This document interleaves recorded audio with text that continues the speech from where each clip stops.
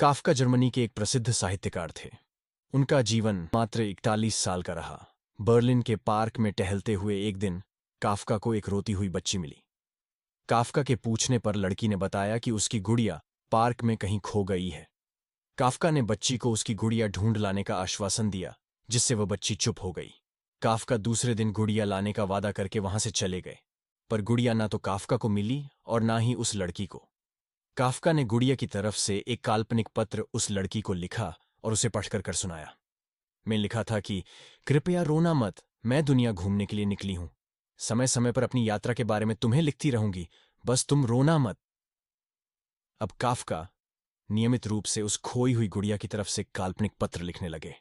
Kafka के इन काल्पनिक पत्रों ने उस लड़की को फिर रोने नहीं दिया। वह अपनी गुड़िया की यात्रा के किस्से सुनकर खुश रहने लगी। जब कहानियां काफी हो गईं तो काफका ने एक दूसरी गुड़िया उस लड़की को लाकर दी। उस लड़की को अपनी खोई हुई गुड़िया जैसी नहीं लगी, तो वह काफका की ओर देखने लगी। काफका अनजान बनते हुए गुड़िया में चिपकी एक चिट को निकालकर पढ़ने लगे। उसमें लिखा था, यह मैं ही हूं, तुम्हारी वाली गुड़िया जो पार्क में खो गई थी। दुनिया भर की लंबी यात्रा की वजह से मैं थोड़ी बदल गई हूं और काफी थक भी गई हूं। लड़की को गुड़िया और काफका पर विश्वास हो गए और वह गुड़िया लेकर घर चली गई। कई वर्षों बाद वह लड़की एक दिन अपनी अलमारी में कुछ ढूंढ रही थी। उसका ध्यान उस गुड़िया पर गया जो काफका ने दी थी। बचपन की बातें याद कर वह हंसने लगी। उसे सब समझ आ चुका था कि काफका ने कैसे उसका मन रखा।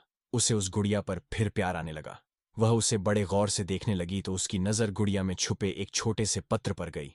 उसने बड़ी व्याकुलता से वह पत्र निकाला और पढ़ने लगी।